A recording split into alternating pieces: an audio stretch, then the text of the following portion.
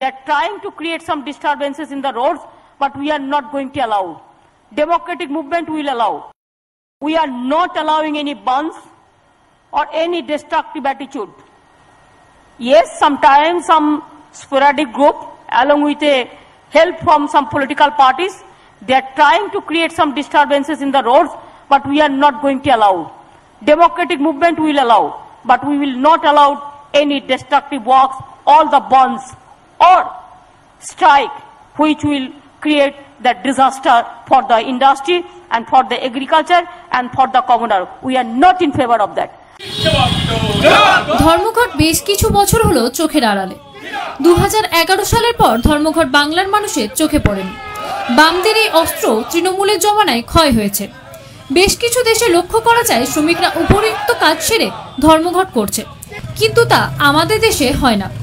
বরাবরই উল্টো সুর গাইতে দেখা যায় এদেশের শ্রমিক সংগঠনকে। বুধবার সকাল থেকে ধর্মঘট নিয়ে প্রবল শোরগোল দেখা গেল গোটা শিল্পাঞ্চল জুড়ে।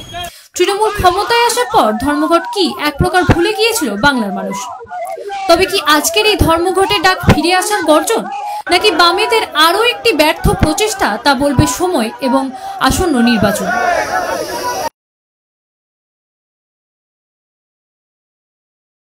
মন যখন যাচায় হাতের কাছে পায় Nalanda Fortune park.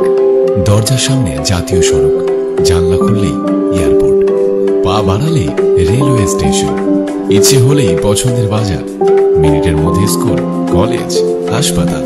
Nalanda Fortune park, Gopal মাঠ, দুর্গাপুর, পশ্চিম বর্ধমান। দক্ষিণবঙ্গের বেস্ট লোকেশনে হাতের মুঠোয় উন্নত জীবনযাপন। নালন্দা ফরচুন পার্ক, আপনার একান্ত আপন বাড়ি।